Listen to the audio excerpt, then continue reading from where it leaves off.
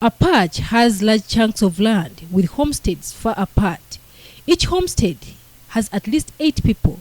The people are mainly farmers, largely growing maize, cassava, beans and millet. The residents are predominantly Langi and speak Luo, their native language. On average, at least 5 out of every 10 people in these remote areas can speak relatively good English. The homesteads are typically traditional African, with a circular setting dominated with mud and pole grass thatched round huts. There are not many health centers or schools here.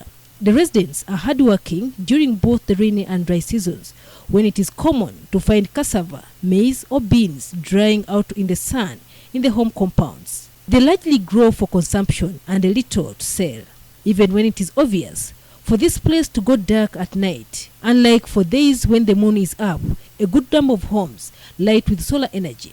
Solar panels are common in homestead courtyards. They are friendly and sociable people. Visitors are given a special touch and you feel at home. Traditional dances and games are performed to welcome the visitors. There are no formal banking services to talk of. There is no public transport worth the name. The roads are impassable. There are so many potholes. Some of them are too narrow for any vehicle to go through. And we think that, especially where you're talking about primary health care, if any health worker is going to reach out to these people, or people must be evacuated, like mothers who are going for childbirth and so on, it becomes very difficult to evacuate them from the villages where they are. But the people have a positive attitude towards development and poverty alleviation. The Bernard Van Lee Foundation, through the Private Sector Foundation Uganda, is seeking to tap into this positive attitude to transform lives. The intervention focuses on improving lives of infants and children up to 8 years old. The project that kicked off in January 2012 covers the 3 districts of Apac, which was the pilot, Nakapripriti and Komi. The pilot project registered impact in Nambieso and Chegre sub-counties in Apac district. Child care cooperative groups were formed where infants and children up to 8 years are kept in one place during the day to allow their mothers work in the gardens uninterrupted. The people say this has to ensure that the children grow up with good values and are safe from abusers or abductors. Previously, the mothers had little time to do garden work since the children interrupted them. Whenever there was a breach, the men would often fight their wives for child neglect.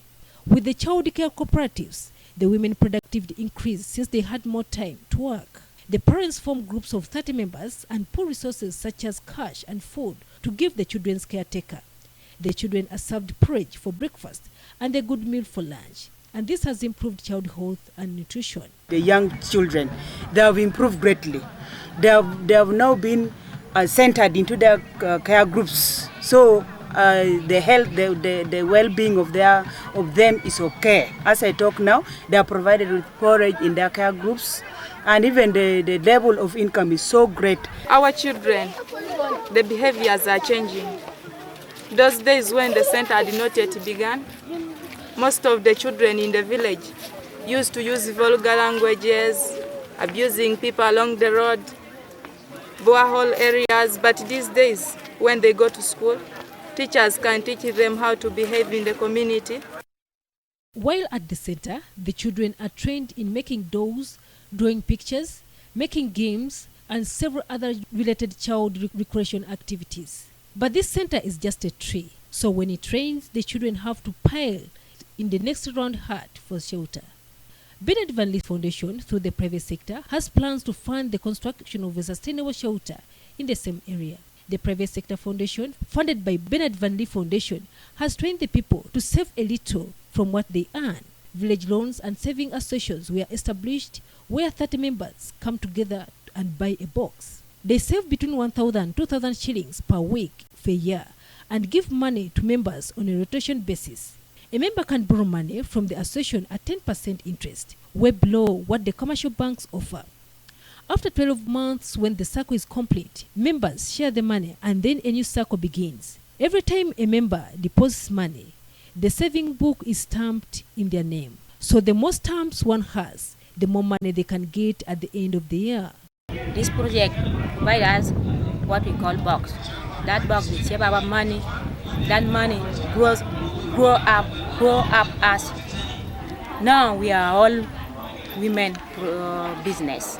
Most of us actually has very little knowledge about how we can save our money. But now these days, as the project is there, we normally save the money. Responsible fatherhood clubs were also set up to resolve domestic violence cases among the families.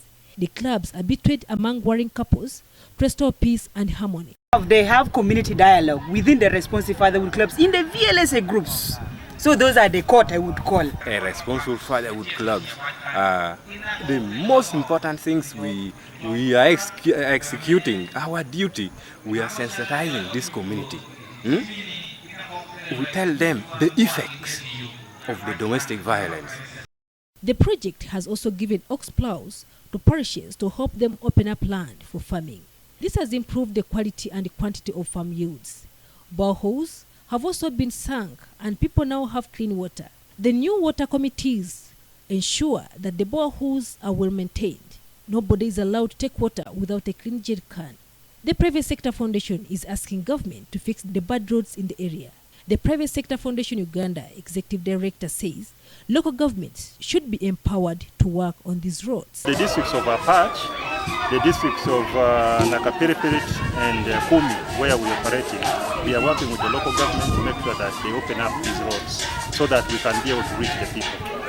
Nakwanga Kasrie, NBS Television, Business.